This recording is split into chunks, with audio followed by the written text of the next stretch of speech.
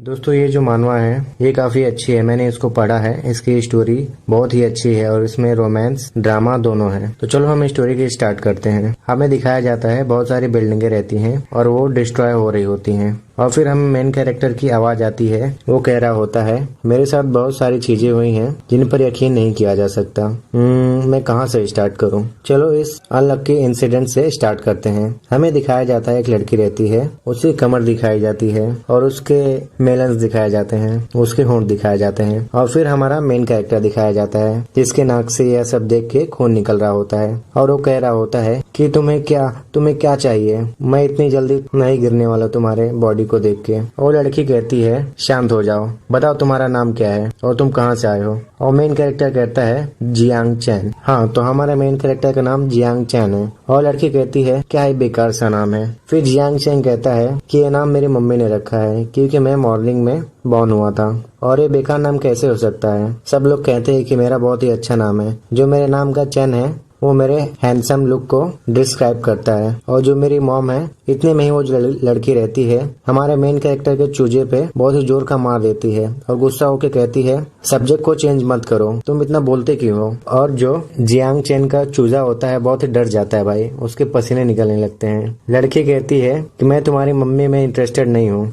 Jiang चैन कहता है what the fuck, तुमने ही तो अभी पूछा था ये सवाल। और चिल्लाते हुए कहता है तुम ही हो जो बेकार सी बातें कर रही हो। मैं अपनी फैमिली में सिर्फ एक लौता सन हूँ और मेरी जो हर जनरेशन है उसमें एक लौता सन ही होता है और मैं अपनी फैमिली का 9th जनरेशन का सन हूँ। क्या तुम मेरी फैमिली को खत्म करना चाहती हो मेरे चूजे को मार के। और वो लड़की कहती है अगर मैं कहना चाहूँ तो लगता है तुम सच में अपने जनरेशन के लास्ट फैमिली मेंबर ही रहोगे। तो ठीक है, अच्छा जो मैं पूछती हूँ उनका जवाब दो, लेकिन अगर तुमने हिम्मत की मुझसे झूठ बोलने की या बड़ी बड़ी बात फेंकने की तो मैं तुम्हारे चूजे को इधर ही खत्म कर दूंगी। और वो सवाल पूछते हुए मेन कैरेक्टर से कहती है कि मैंने तुम्हें यहाँ वेनाई सिटी में नहीं देखा, तो तुम मुझे बताओ तुम कहाँ से आए हो। जियांग चैन कहता है मैं नॉर्थ से आया। और लड़की कोला को सामने लाते हुए कहती है तुमने कैसे, आखिरकार तुम्हारे पास एक कोका कोला का कैन कहाँ से आया। जियांग चैन कहता है ये तो कोक है, ये तो सॉफ्ट ड्रिंक है। लड़की कहती है गधे मुझे पता है ये सॉफ्ट ड्रिंक है, मैं ये पूछ रही हूँ तुमने इसे कहाँ से पाया। जियांग चैन कहता है कि मैं ये एक्सप्लेन नहीं कर सकता। लड़की वापस गुस्सा होकर उसके चूजे पे वापस मारती है लेकिन वो वापस बच जाता है, लेकिन चूजे का हाल दिखाया जाता है कि वो बेहोश हुआ पड़ा रहता है। लड़की कहती है फालतू की बकवास करना बंद करो,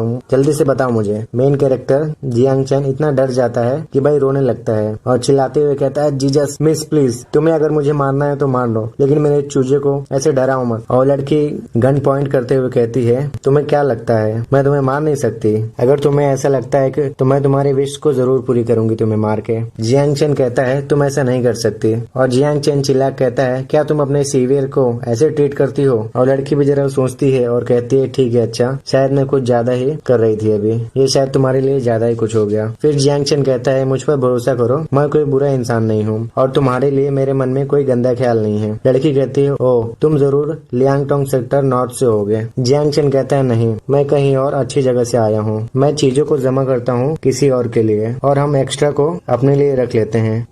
जो तुमने कोक की कैन और वो बॉटल ली थी वो भी एक्स्ट्रा ही था जो मैंने रख लिया था। तुम जो हो भूख से मरी जा रही थी और मैंने तुम्हें बचाया है और हम अगर कोऑपरेट नहीं करेंगे तो हम दोनों को ही सफर करना पड़ेगा। और लड़की कहती है मुझे नहीं पता तुम्हें इस जगह से क्या चाहिए, जो सारी सुपर मार्केट है और फूड स्टोरेज गोडाउन है सब खाली हो चुके हैं, यहाँ तक कि जो फ्रिजेस हैं वो भी सब खाली हैं और तुम एक ब्रेड का स्लाइस भी नहीं पा पाओगे, तो तुम यहाँ पर क्यों आए हो। जियांग चैन कहता है हम साथ में कोऑपरेट कर सकते हैं, मैं अभी पर यहाँ पर आया हूँ।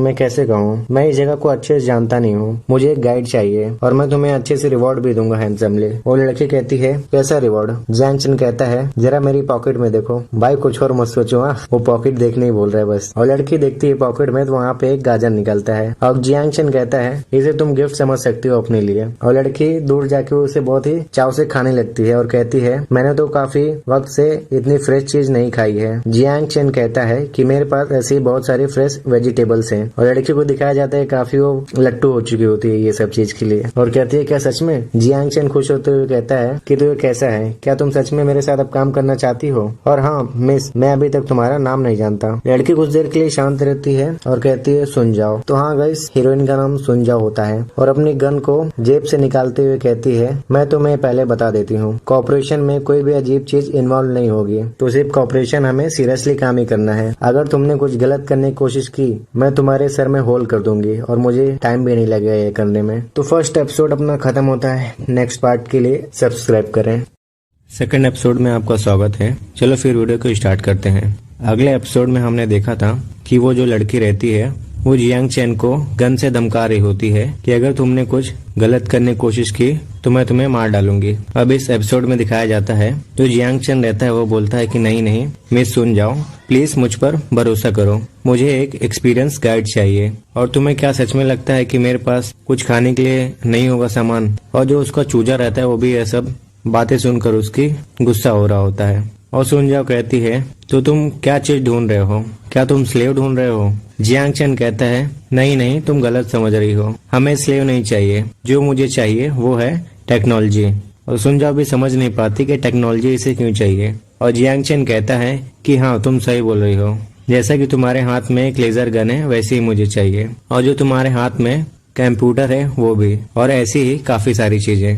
लेकिन हम लोग इन सब चीजों को बना नहीं सकते, इसलिए हमने सोचा कि इस खाली सिटी में आकर टेक्नोलॉजी की खोज की जाए। फिर सुनजा पास आके कहती है, क्या तुम्हें सच में लगता है कि ये सब को बनाना इतना मुश्किल है? बहुत सारे लोग लाओ बिंग टाउन में इसे बहुत ही आसानी से बना सकते हो, तुम जरूर झूठ बोल रहे होगे। जियांग चेन भी घबरा जाता है और उसके पसीने निकलने लगते हैं। फिर जियांग चेन कहता है, ये तो मैंने एग्जाम्पल के लिए बताया था, हमारी जो टेक्नोलॉजी है वो काफी आगे है फूड प्रोडक्शन और रिसोर्सेज में, लेकिन हम सब टेक्नोलॉजी में आगे नहीं हो सकते, और यही एक रीजन है कि मैं यहाँ पर टेक्नोलॉजी की खोज में आया हूँ। और मन में जियांग चेन सोच रहा होता है, मेरा झूठ इतना सच है कि मैं खुद पर इस पर यकीन कर रहा हूँ। और फिर सुनजाओ कहती है, कुछ भी हो, चलो अब पेमेंट के बारे में बात करते हैं, तुम मुझे क्या देने वाले हो? और जियांग चेन भी घबरा जाता है और पैसे निकल लगते हैं। मन में सोचता है आखिरकार इस वर्ल्ड की करेंसी क्या है, और कहता है तुम्हें किस तरीके का पेमेंट चाहिए? फिर जियांग चेन कहता है, तुम्हें किस तरीके का पेमेंट चाहिए? सुनजाओ कहती है, टाइप सी बैटरीज, खाना, क्रिस्टल्स, लेकिन मैं अपनी तरफ से खाना ही प्रेफर करूंगी। और अपनी जीभ को लपलपाते हुए कहती है, ओ यार, क्या तुम्हारे पास और भी कैन करी चिकन है?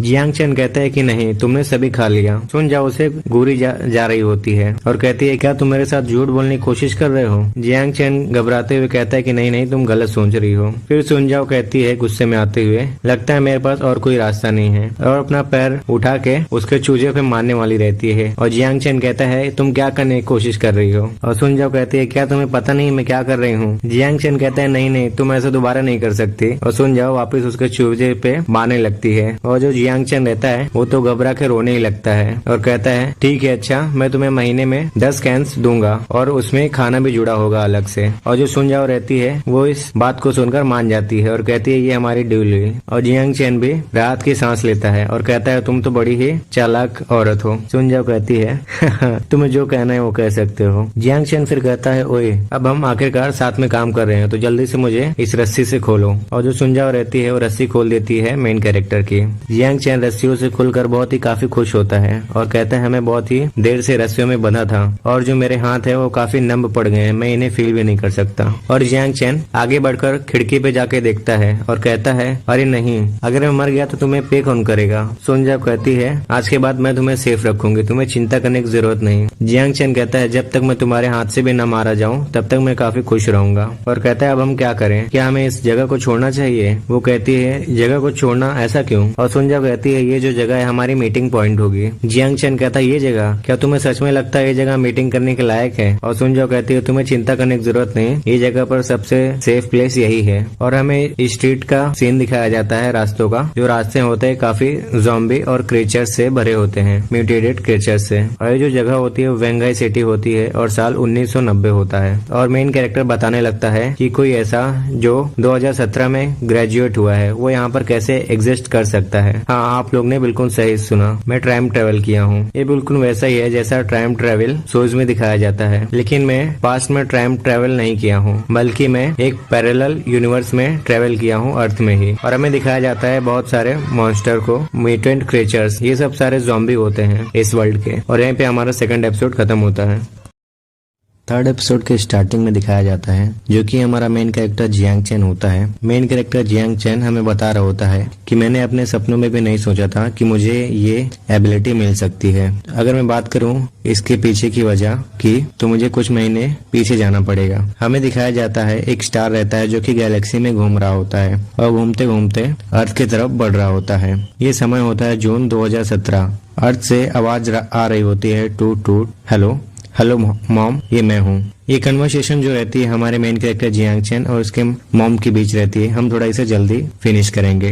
हे मेरे बेटे, तुम कैसे हो? तुम्हारा काम कैसा चल रहा है? जियांग चैन कहता है, हाँ मॉम, अच्छा चल रहा है। अच्छा, तुम्हारे कहने का मतलब क्या है अच्छा? क्या तुम्हारा काम सच में अच्छा है या नहीं? तुम मुझे वापस कहीं पैसों के लिए तो नहीं कॉल कर रहे हैं ना? जियांग चैन कहता है, हाँ मेरे पास पैसे खत्म हो गए हैं और ये आखिरी बार होगा मॉम, मैं प्रॉमिस करता हूँ। और जब मैं अच्छी जॉब पा जाऊंगा तो मैं आपको पैसे लौटा दूंगा। मॉम कहती है, आखिरी बार तुमने ये चीज बहुत बार कह चुकी है। तुम्हें ग्रेजुएट हुए 1 साल हो गया है लेकिन तुम अभी भी घर से पैसे मांगते हो। जियांग चैन कहता है, अभी सिर्फ साल ही हुआ है और एक अच्छी जॉब ढूंढने के लिए इतना समय काफी नहीं रहता और इसके लिए टाइम लगता है अच्छी जॉब के लिए ढूंढने के लिए। मॉम कहती है, यह किसने कह दिया? तुम अपने बड़े कजन को देखो, वह एक हाई टेक इंटरप्राइज में ग्रेजुएट करके जॉब में लग गया है और उसे एनुअल सैलरी भी मिलने लगी है।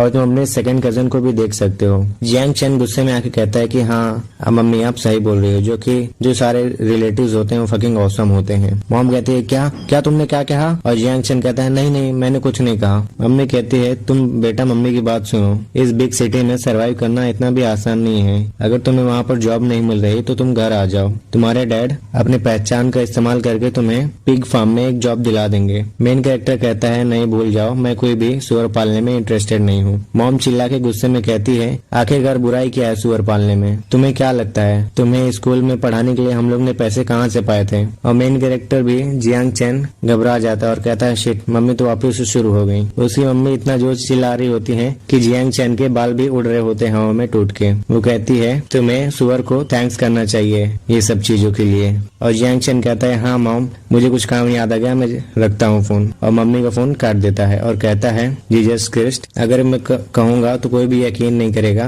कि मेरी मम्मी की आवाज एक शेर की आवाज से कम नहीं है। और वह परेशान होके एक बियर की कैन अपने जेब से निकाल के पीने लगता है। और जियांग चैन हमें बताता है कि मेरा नाम जियांग चैन है, मेरी उम्र 23 साल है इस साल, और मुझे साल बीत गया है ग्रेजुएट हुए और मेरे पास अभी तक कोई भी अच्छी जॉब नहीं है। और वो बियर पी के पूरे नशे में आ जाता है। सामने देखता है तो एक शूटिंग स्टार जा रहा होता है और उसे देखते ही कहता है कि माना जाता है कि शूटिंग स्टार को देख के कोई भी विश मांगता है तो उसकी विश पूरी हो जाती है। चलो मैं भी एक बार ट्राई करता हूँ। मैं विश मांगता हूँ एक अच्छी जॉब के लिए और मैं उस जॉब को बहुत ही सीरियसली लूंगा और मैं बहुत ही हार्ड वर्क करने वाला हूँ और मैं बहुत ही जल्दी प्रमोट होने वाला हूँ और मैं मैनेजर बन जाऊंगा और मैं सीईओ के लिए अपॉइंट हो जाऊंगा और मैं अच्छी लड़की से शादी कर लूंगा और मैं अपनी जिंदगी के बहुत ही ऊंचे शिखर पर होऊंगा।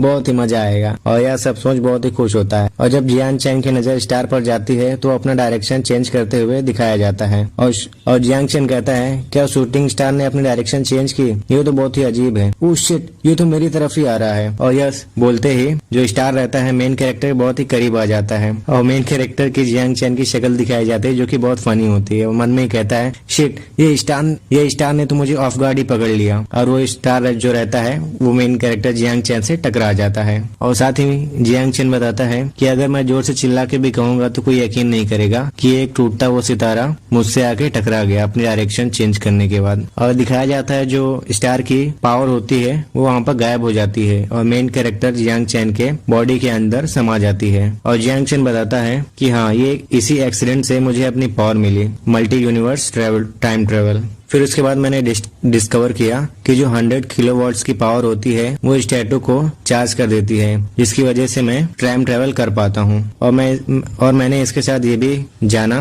कि टाइम ट्रेवल के अलावा भी ये टैटू एक इंडिपेंडेंट सब स्पेस कंटेन करता है। और आसान भाषा में कहा जाए ये एक स्टोरेज डायमेंशन है। इसके अंदर काफी बड़ा स्पेस रहता है जिसके अंदर मैं काफी कुछ सामान रख सकता हूँ। और यहीं पे हमारा 3rd एपिसोड खत्म होता है। नेक्स्ट पार्ट के लिए चैनल को सब्सक्राइब करें।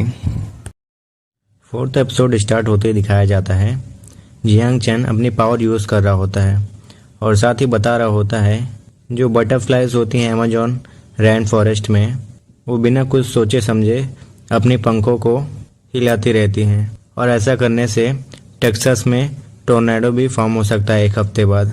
और ऐसे ही छोटे छोटे चेंजेस से फ्यूचर चेंज हो सकता है। कहने का मतलब है जो फ्यूचर है उसको कभी भी प्रिडिक्ट नहीं किया जा सकता। और जो मेरा फर्स्ट मल्टीवर्स ट्रैवल है वो मुझे एक सुनसान घर में ले गया।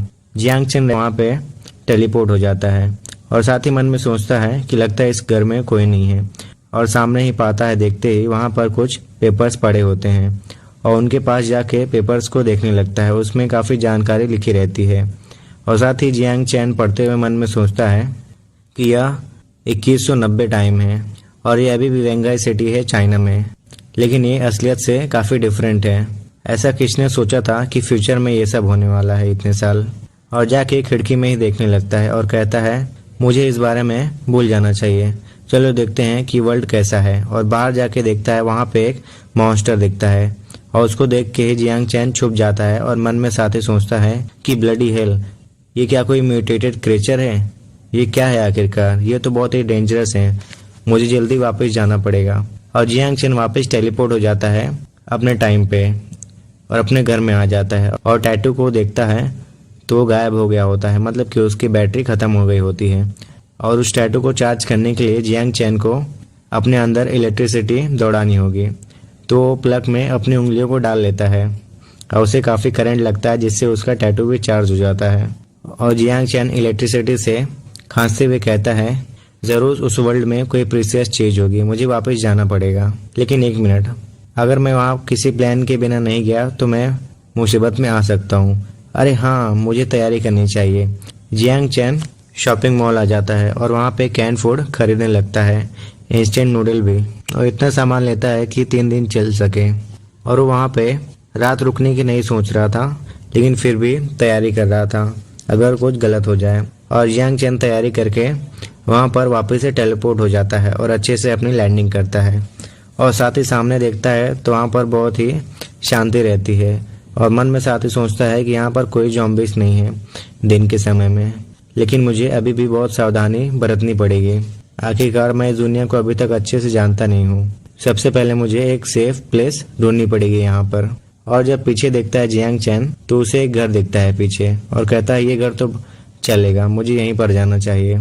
यहाँ का दरवाजा बंद है, क्या यहाँ पर कोई अंदर है? और अंदर झांकते हुए कहता है यहाँ पर तो कोई नहीं है, चलो ठीक है मैं अंदर आ रहा हूँ। और अंदर आके साथ ही इधर उधर देखने लगता है और कहता है लगता है यहाँ पर काफ़ी टाइम से कोई नहीं था, ये ज़रूर सेफ होगा। और अचानक कोई जियांग चैन का पैर पकड़ लेता है और हेल्प के लिए बोलने लगता है। जियांग चैन लेकिन इससे काफ़ी डर जाता है और कहता है होली काऊ, ये तो गोश्त है, और उसे एक लात से मार देता है जिसकी वजह से उसे दर्द होता है। और वह आवाज़ सुन के जियांग चैन कहता है ये तो इंसान की आवाज़ है। और नीचे दिखाया जाता है तो एक लड़की रहती है और लड़की बोलती है तू साले कमीने, मैं तेरे को मार डालूंगी। और उसकी शक्ल दिखाई जाती है, ये सुनजावी होती है। दोस्तों ये सब स्टोरी पास्ट में चल रही होती है, हमारा जियांग चैन ही ये सब बता रहा है। और फिर लड़की की शक्ल को देख के जियांग चैन कहता है वाह क्या है ब्यूटी है, मुझे इसे अपने हाथों से जाने नहीं देना चाहिए, मतलब कि मुझे इसे अपने हाथों से बचाना चाहिए। मेरी परी तुम्हें क्या हुआ? और परी कहती है पानी, मुझे पानी चाहिए। जियांग चैन सुनजाओ को ऐसे ही छोड़ देता है जिसकी वजह से उसका सर नीचे जाके टकराता है और जियांग चैन उसे छोड़ के बॉटल ढूंढने लगता है अपने बैग में। कहता है कि पानी चाहिए ना तुम्हें, रुक जाओ। अच्छा हुआ मैं पानी लेकर आया था और 2 एक्स्ट्रा बॉटल भी लाया अपने साथ। और पानी पिलाते हुए कहता है जल्दी जल्दी पानी पी लो। और सुनजाओ जो रहती है पानी पी लेती है और कहती है मुझे भूख लगी है। और वापस से जियांग चैन उसका सर छोड़ देता है जिसकी वजह से वो वापस टकराती है और जियांग चैन खाना निकालने लगता है और कहता है कि अच्छा हुआ मैं कैन फूड भी लाया हूँ, बस 1 सेकेंड रुको। और उसे टकराने की वजह से सुनजाओ कहती है मैं तुम्हारे नट्स को क्रैक कर दूंगी तुम अगर ऐसा करोगे तो। और जियांग चैन को समझ नहीं आता है क्या कह रही है नट्स के बारे में, क्या ये अपने आप को नट्स बोल रही है, क्या इसे भूख लगने की वजह से ये पागल हो गई है। और उसे उठा कहता है तुम नट्स नहीं हो, तुम्हें ये सब करने की ज़रूरत नहीं है कुछ भी। और यह सब सुनकर सुनजाओ गुस्सा हो रही होती है और Jiang chain food can say food निकालकर उसे खिलाने लगता है और सुनजाओ यह सब देख उसे एकदम हीरो को जैसे फील करने लगती है। और यहीं पे हमारा 4th एपिसोड खत्म होता है। 5th एपिसोड में दिखाया जाता है जियांग चैन हमें बता रहा होता है। और इसके बाद क्या हुआ एग्जैक्टली आप सब लोग ने तो देख ही लिया है। मैंने सोचा था पहले कि ये मुझे अपना दिल दे देगी, लेकिन किसको पता था ये मुझे बांध कर टॉर्चर करने वाली है। लेकिन अच्छी बात है कि ये उतनी भी ज्यादा बुरी नहीं है। और जो सुनजाओ रहती है, वो जो डोर रहता है वहाँ पर कीले ठोक रही होती है ताकि वहाँ पर कोई आ न सके। और साथ ही जियांग चैन सोच रहा होता है अगर मैं इसके अलावा किसी और स्कमबैग से मिल जाता या किसी स्लेव ट्रेडर से मिल जाता तब तो मेरे साथ कुछ सही नहीं होता और मैं बहुत ही मुसीबत में पड़ जाता। यहाँ पर डेंजर हर जगह है। और अच्छी बात यह है कि इस लड़के के साथ मेरी अच्छी डील फिक्स हो गई है। और जो सुनजाओ रहती है वो कहती है हे तुम अपने सप्लाईज को कैसे ट्रांसपोर्ट करने वाले हो यहाँ पर। और जियांग चैन कहता है मेरे पार्टनर्स के पास रास्ते हैं और तुम्हें ये सब के लिए चिंता करने की जरूरत नहीं है। और जियांग चैन मन में सोचता है कि मैंने पेंटिंग जो पहले देखी थी उनकी कीमत मिलियंस में होगी और उन पेंटिंग्स को जरूर किसी ग्रेट पेंटर ने बनाया होगा। और अगर मैं पेंटिंग्स को पास्ट में ले गया तो उनके पेंटर्स पास्ट में तो एग्जिस्ट करते ही नहीं है, तो उन्हें ले जाके भी कोई मतलब नहीं होगा और उनकी कोई वैल्यू नहीं रहेगी। इसके बारे में भूल जाते हैं। और जब जियांग चैन ऐसे ही देख रहा होता है तो उसकी नजर स्पेयर पार्ट्स पे पड़ती है और वहां पे जाके देखने लगता है और कहता है जरा सुनो, क्या ये डिवाइसेस है यहाँ पर, क्या ये हाईटेक हैं? ये डिवाइसेस सुनजाओ से पूछता है जियांग चैन। और सुनजाओ कहती है ओ तुम इनके बारे में बात कर रहे हो। ये सब इलेक्ट्रॉनिक डिवाइसेस हैं जो कि न्यूक्लियर एक्सप्लोजन के बाद काम करना बंद कर दिए। हालांकि तुम इनमें से कुछ पार्ट्स को निकाल के ट्रेड कर सकते हो और ये काफी यूजफुल होंगे। और ऐसी चीजें काफी सर्वाइवल बेस में कुछ लोग करते हैं। और जियांग चैन साथी उसे देख के मन में सोच रहा होता है कि अगर ये चीजें पहले से एग्जिस्ट करती हैं तो इसका मतलब इसे जरूर कोई बनाने वाला होगा। और अगर मैं इसे खाने से ट्रेड करूं तो इस दुनिया में बहुत सारे लोग होंगे जो खाने के लिए मेरे पास काम करना चाहेंगे। और आखिरकार सोचा जाए तो ये एपोकैलिप्टिक वर्ल्ड है और ऐसी स्किल्स भी कोई काम की नहीं अगर तुम्हारे पास खाना ना रहे। और जिसके पास एपोकैलिप्टिक वर्ल्ड में पावर है उसी के लिए सब लोग काम करना चाहेंगे और उसी के हाथ में वेपन्स टेक्नोलॉजी सारी चीजें होंगी। सुन जाओ फिर कहती है अगर मैं तुम्हें सच्ची बताऊं तो तुम्हें इस बिल्डिंग को जरा भी बनाने की जरूरत नहीं है। जब तक हम अपनी आवाज नीचे रखेंगे तब तक ये ब्रेनलेस ज़ॉम्बीज हमें यहाँ पर ढूंढ नहीं पाएंगे। और यहाँ पर इस एरिया में कोई भी पावरफुल म्यूटेंट नहीं है और इस बिल्डिंग को बनाना जस्ट वेस्ट ऑफ टाइम है। जियांग चैन आगे बढ़ते हुए कहता है मुझे पता है मैं ज़ॉम्बीज के लिए इस बिल्डिंग को सेफ नहीं बना रहा हूँ। मुझे पता है अगर हम इन ज़ॉम्बीज को अकेले छोड़ देंगे तो ये हमें परेशान नहीं करेंगे, लेकिन मैं ये सब बाहर वालों के लिए कर रहा हूँ, तुम समझी। मैं जरूर श्योर हूँ तुम जरा भी इंटरेस्टेड नहीं होगी कि रात को कोई तुम्हारे पास आके तुम्हारे सिर में गन रख दे। हम कुछ टाइम तक इस सिटी को थोड़ा एक्सप्लोर करने वाले हैं और ये हमारा सप्लाई पॉइंट होने वाला है। सुन जाओ भी इस बात के लिए मान जाती है और जियांग चैन को बॉस कह के बुलाती है और मन में साथ ही सोच रही होती है यहाँ पर वैसे कोई परेशान नहीं करने वाला क्योंकि ये बिल्डिंग ऑलरेडी टूटी फूटी हुई है। और जियांग चैन चेयर में जाके बैठ के कहता है क्या तुम्हें इस जगह का मैप है? सुन जाओ जवाब देती है तुम्हारा ईपैड क्या है, मैं तुम्हें डायरेक्टली सेंड कर देती हूँ। और जियांग चैन कहता है ईपैड ये क्या है? सुन जाओ बताती है ये जो तुम मेरे हाथ में देख रहे हो यही ईपैड है। अब तुम मुझे ये मत कहना कि तुम्हारे पास ईपैड नहीं है। जियांग चैन भी बड़े अजीब तरीके से कहता है कि मैं इसे खरीद सकता हूँ, लेकिन सुन जाओ अपना जो ईपैड रहती है अपने हाथ से निकाल के जियांग चैन को दे देती है और कहती है ऐसा सोचना बहुत ही मुश्किल है कि तुम्हारे पास ईपैड नहीं है और तुम बिना ईपैड के ही सारी जगह को एक्सप्लोर कर रहे थे। क्या तुम डरते नहीं हो रेडिएशन से कि ये तुम्हारी बॉडी को नुकसान पहुंचा सकती है? ये लो मेरा ईपैड तुम। और जियांग चैन ईपैड देने के लिए उसे थैंक्स बोलता है और कहता है ये तो मुझे काफी अच्छे से फिट बैठ रहा है, तुमने इसे कहाँ से पाया? सुन जाओ कहती है मैंने एक बॉडी से पाया जो कि ज़ॉम्बी बन गया है। और यह सोच के जियांग चैन बहुत ही डिस्गस्टिंग फील करता है और ईपैड में एक पैनल खुल जाता है जहाँ पे जियांग चैन की इन्फॉर्मेशन लिखी रहती है, उसकी मसल की ताकत और बोन की ताकत, brain cell activity, radiation level और उसका स्टेट कैसा है, ये सब लिखा होता है।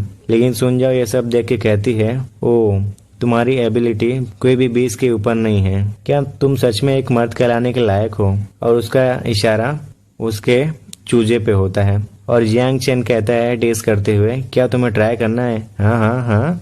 लेकिन जो सुन जाओ रहती है अपने हाथ में गन पकड़ते हुए कहती है एक जवान लड़की तुम्हारे सामने खड़ी है, क्यों ना तुम ट्राई करो एक बार। और फिर हमें चूजे को दिखाया जाता है, वो अपने बिल से निकलते हुए कहता है होली शिट, मैं इसे कैसे कंट्रोल कर सकता हूँ, अब यही टाइम है, करो या मरो। लेकिन जो सुनजाओ रहती है उसकी गन उसके सामने आ जाती है और चूजा डर के मारे वापस अपने बिल्के में चला जाता है और कहता है मैं नेक्स्ट टाइम कर लूंगा। और यह सब देख जियांग चैन मन में सोच रहा होता है ये काफी डेंजरस है, मेरे लिए अच्छा यही होगा कि मैं ऐसी चीजें मॉडर्न वर्ल्ड में करूं। पैसे के साथ मैं किसी भी लड़की के साथ एंजॉय कर सकता हूं और मुझे कोई भी प्रॉब्लम नहीं होगी। और उसे अचानक एक लड़की याद आ जाती है और उसे सोचते ही मन में कहता है मुझे ये अचानक याद क्यों आ रही है, यही थी जिसने मुझे अपने जॉब से निकाला था। मुझे अगली बार से ध्यान रखना पड़ेगा कि मैं इसे याद न करूँ। और सुनजाओ जो रहती है उसके पास आके झुक कर कहती है क्या हुआ लिटिल बॉस, तुम इतने शांत क्यों हो अचानक। और जो जियांग चैन रहता है सुनजाओ के मेलेंस को देखकर उसके खून निकलने लगता है नाक से और कहता है नहीं नहीं कुछ नहीं, मुझे बस कुछ पास्ट की बातें याद आ गई थी। सुन जाओ साथ ही मन में सोच रही होती है मुझे इसके बारे में भूल जाना चाहिए, मुझे इसे अफोर्ड नहीं करना चाहिए क्योंकि ये मुझे फूड प्रोवाइड करने वाला है और जब तक ये मुझे फूड प्रोवाइड करेगा तब तक मुझे कोई भी चिंता नहीं है स्ट्रगल करने की फूड के लिए। और हाँ, ये जो नया मेरा बॉस है ये एक नाइस बंदा लगता है और फिर भी नाइस गाय इस वर्ल्ड में देखा जाए तो मीनिंगलेस है। और यह सोच सुनजाओ थोड़ा मुस्कुरा रही होती है। जियांग चैन यह देख कहता है तुम ऐसे हंस क्यों रही हो। सुनजाओ कहती है क्या सच में मैंने हंसा अभी, और तुम क्या ये नहीं सोचते कि मैं हंसते हुए काफी अट्रैक्टिव दिखती हूँ। और जियांग चैन घबराते हुए कहता है कि मैं तुम्हें आंसर किस चीज में दूं, हाँ या ना में। और यहीं पे हमारा 5th एपिसोड खत्म होता है। एपिसोड के स्टार्टिंग में दिखाया जाता है जियांग चैन सोच रहा होता है ये जो वर्ल्ड है यहाँ पे बहुत सारे ट्रेजर्स हैं और इस वर्ल्ड के जो नॉर्मल सिविलियन हैं उनको जो इक्विपमेंट है वो मेरे वर्ल्ड में काफ़ी खतरनाक साबित हो सकते हैं और मैं उन्हें ऐसे ही अपने वर्ल्ड में ला के ट्रेड नहीं कर सकता। तो मुझे जो गोल्ड है इस दुनिया से मुझे अपनी दुनिया में ले जाके ट्रेड करना पड़ेगा। और सुन जाओ या सुन कहती है क्या मैंने सही सुना, क्या तुम्हें गोल्ड चाहिए। जियांग चैन कहता है कि इस पोस्ट एपोकैलिप्टिक दुनिया में गोल्ड की कोई भी कीमत नहीं होगी। यहाँ पर सब लोग जो भूख के लिए मरते रहते हैं इस चीज की कोई भी चिंता नहीं करेगा अगर मैं उन्हें गोल्ड के बदले खाना दूं। लेकिन अगर मैं अपनी बात करूं तो जो गोल्ड है मेरे लिए अभी भी वैल्यूएबल है और मैं उसे एक्सचेंज के तौर पर यूज कर सकता हूं। और सुन जाओ रहती है अच्छा तो और बताओ। फिर जियांग चैन रहता है बोलता है तुम्हें ज्यादा जानने की जरूरत नहीं है। सुन जाओ कहती है ठीक है अच्छा, मैं अब तुमसे पूछना बंद कर देती हूँ, अब मैं तुमसे नहीं पूछूंगी। लेकिन जो जियांग चैन रहता है अपने पास से एक ब्रेड का टुकड़ा सुनजाओ की तरफ बढ़ाता है और कहता है ये लो। और जो सुनजाओ रहती है ठीक है अच्छा, तुम्हें क्या चाहिए बताओ अच्छा अभी।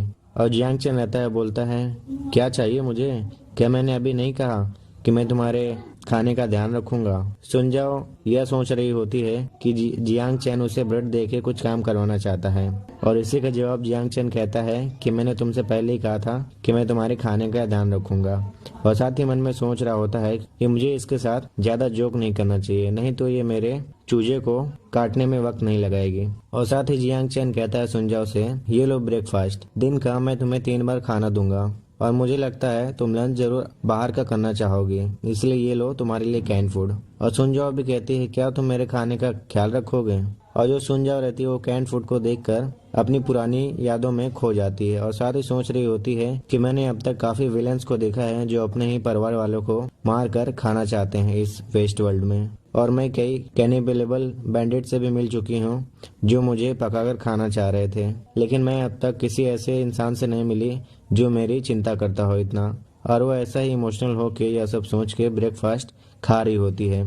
और जियांग चैन कहता है अगर तुम अच्छे से नहीं खाओगे तो तुम्हारा पेट दर्द करने लगेगा और तुम्हें ब्रेकफास्ट करना भी जरूरी है। और हाँ, सुबह सुबह कुछ खाना जरूरी रहता है ताकि एनर्जी मिली रहे। और मन में सोच रहा होता है कि मैं तो भूल ही गया था कि ये एपोकैलिप्टिक वर्ल्ड है, ब्रेकफास्ट लंच जैसी यहाँ पर कोई चीज नहीं होती। सुनजाओ उसे ब्रेड के लिए थैंक्स बोलती है और कहती है कि मैं अपना बेस्ट दूंगी तुम्हें गोल्ड कलेक्ट करने के लिए, लेकिन उस गोल्ड को मूव करना आसान नहीं होने वाला है। हम उसे ढूंढ तो लेंगे लेकिन उसे ट्रांसपोर्ट कैसे करेंगे। और जो न्यूक्लियर बॉम्ब की वजह से जो बाकी सारी इलेक्ट्रिक चीजें थी व्हीकल से अब वो काम करना बंद कर चुके हैं और जितनी भी टेक्नोलॉजीज थी एडवांस की वो सारी डैमेज हो चुकी हैं और हमारे पास कोई प्रोफेशनल भी नहीं है जो इन सारी चीजों को रिपेयर कर सके। और मुझे नहीं लगता कि मैं यहाँ पर कोई भी चलाने लायक कार ढूंढ सकती हूँ यहाँ पर। और जियांग चैन कहता है तुम्हें चिंता करने की जरूरत नहीं है, तुम बस गोल्ड को ढूंढने में ध्यान दो और उसके सराउंडिंग को देखो और डेंजर का कितना लेवल है उस सराउंडिंग में, और गोल्ड आखिरकार है कहाँ, बस इतना ही तुम्हें ध्यान देना है और तुम रात होने से पहले ही आ जाना। सुनजाओ कहती है ठीक है मैं समझ गई और जो zombies होते हैं वो डार्क होने के बाद काफी स्मार्ट हो जाते हैं, इसलिए मैं अभी निकल रही हूँ। और सुनजाओ अपना बैग पैक करने लगती है, फ्लैश लाइट, वेपन, फूड और प्रोटेक्टिव सूट पहन लेके, और वहां से निकलने लगती है। जियांग चेन कहता है कि बाय द वे, क्या तुम अपना ईपी स्टेटस दिखा सकती हो? और सुनजाओ भी समझ नहीं पाती, लेकिन अपना ईपी स्टेटस दिखा देती है और वहां से दिखाते हुए चली जाती है। लेकिन जो जियांग चेन रहता है उसका ईपी स्टेटस देख के काफी शॉक होता है, क्योंकि उसका ईपी स्टेटस 30 पॉइंट से जियांग चेन से ज्यादा था, और मन में ही सोच रहा होता है, होली काऊ, क्या इंसान कहलाने के भी लायक है? और साथ ही अब अपने टैटू को देखते हुए कहता है कि मेरे पास टाइम नहीं है, मुझे जल्दी जाना पड़ेगा। और वहीं से ट्रांसपोर्ट हो जाता है अपने वर्ल्ड में और बेड में ही पड़ा रहता है और कहता है यहाँ पर मैं काफी सेफ फील कर रहा हूँ। और टैटू को देखते हुए कहता है कि लगता है इसे रिचार्ज करने का टाइम आ गया। और वहाँ पे प्लग पे ध्यान देता है तो सोचता है कि प्लग में चार्ज करूंगा तो ज्यादा टाइम लग जाएगा, इसलिए मुझे कोई और रास्ता ढूंढना पड़ेगा। और वो बिल्डिंग के नीचे इलेक्ट्रिसिटी बोर्ड के इधर आ जाता है और साथ ही मन में सोचता है अगर सुनजाओ वापिस आ गई और मुझे नहीं देखी तो जरूर मुझे ढूंढने लगेगी और ये अच्छा नहीं होगा, तो मैं उसे एक्सप्लेन कैसे करूंगा? मुझे जल्दी से जल्दी चार्ज होना पड़ेगा। और वो अपने हाथ में दोनों वायर को पकड़ लेता है और उसे बहुत जोर का झटका लगता है और साथ ही हंसकर कह रहा होता है ये तो काफी सेटिस्फेक्शन है। लेकिन जो उसके वायर को छूने की वजह से वहाँ की जो लाइट रहती है पूरी गायब हो गई होती है और जो पड़ोसी रहते हैं काफी कर्ज कर रहे होते हैं कंपनी वालों को। इस साले कंपनी लोग अच्छे से लाइट भी नहीं ये लोग देते, पूरा अंधेरा हो चुका है, मेरा मैच जाने वाला है। और लड़की कहती ओ पा रोते हुए, आखिरकार लाइट कहाँ गई? अब मैं पागल हो जाऊंगी ऐसे तो अंधेरे में। आज जो जियांग चेन रहता है यह सब देख डर के मारे वहां से भाग जाता है और कहता है लगता है मुझे जल्दी से भागना पड़ेगा यहाँ से। जियांग चेन अपने घर आके अपने बेड में लेट जाता है और मन में साथ ही सोचता है कि लगता है मुझे एक नया रास्ता ढूंढना पड़ेगा अपने चार्ज करने के प्रॉब्लम के लिए। क्या मुझे सर्किट को मॉडिफाई कर लेना चाहिए? लेकिन ये काफी मुश्किल होने वाला है क्योंकि पावर कंजप्शन काफी ज्यादा होगी और मैं अथॉरिटीज को मतलब गवर्नमेंट को की नजर में नहीं आना चाहता। और क्या मुझे कहीं और रहना चाहिए? क्या मुझे रेंट में वेयर हाउस लेना चाहिए जिसकी करंट की कैपेसिटी ज्यादा हो? डैम इट, ये काफी अच्छा होगा अगर इलेक्ट्रिसिटी के अलावा मैं किसी और चीज को पावर सोर्स की तरह यूज कर सकता। और यहीं पे हमारा एपिसोड खत्म होता है। नेक्स्ट पार्ट के लिए चैनल को सब्सक्राइब करें।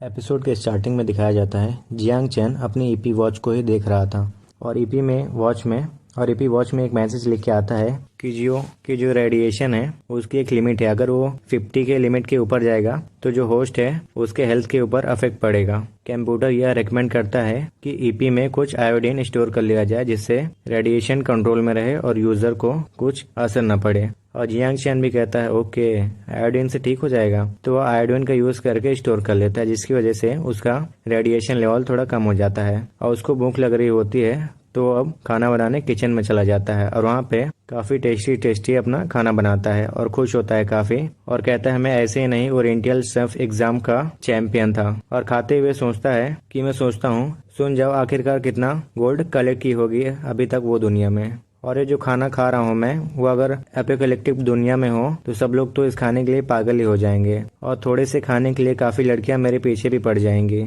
और बियर पीते हुए कहता है अच्छा है कि मैं उस दुनिया का नहीं हूँ, लेकिन मुझे ग्रेटफुल होना चाहिए इस चीज के लिए। लेकिन अगर सोचा जाए अगर इस दुनिया में भी थर्ड वर्ल्ड वॉर शुरू हो गया तो एक यूजलेस ग्रेजुएट होने की वजह से मैं जरूर किसी कोने पे पड़ा होऊंगा। लेकिन हाँ मुझे ये सब सोचना नहीं चाहिए। जियांग चेन अपने आप को थप्पड़ मार के कहता है और कहता है मुझे फोकस करना चाहिए वापस जाने के लिए और अपनी प्रिपरेशन करने लगता है। अपना बैग ले लेता है और टैटू देखता है पूरा चार्ज है या नहीं और कहता है वेट अ सेकेंड, मुझे फ्रिज से कुछ ज्यादा सामान भी ले लेना चाहिए। और वहीं पे अपना टेलीपोर्टेशन शुरू कर देता है और जहाँ पे वो एपोकैलिप्टिक वर्ल्ड में था वहीं पे वापस टेलीपोर्ट हो जाता है और लैंड हो जाता है। और वहीं आके सोफे पे बैठ के अपने टैटू को देखने लगता है। सोचता है कि लगता है इस बार ज्यादा पावर कंज्यूम नहीं हुई, क्या मेरा वेट चेंज हो गया है या स्टोरेज कैपेसिटी ज्यादा हो गई है, या फिर ऐसा हो सकता है कि चेंजेस के साथ इसकी कैपेसिटी भी बढ़ती है। खैर मुझे इसके बारे में भूल जाना चाहिए, चलो जाना दो, मुझे इसके बारे में नहीं सोचना चाहिए। और वो रूम के अंदर ही जाके देखने लगता है और सोचता है मुझे इस चीज को कैसे चलाना चाहिए, ये तो पावर डिस्ट्रीब्यूशन कैबिनेट लगता है। और वहीं पे एक स्विच रहता है उसको दबा देता है और फिर लाइट ऑन हो जाती है। वहाँ पे दिखाया जाता है बहुत सारे हाईटेक गैजेट्स रहते हैं और जियांग चेन भी उन्हें देखकर काफी खुश हो जाता है।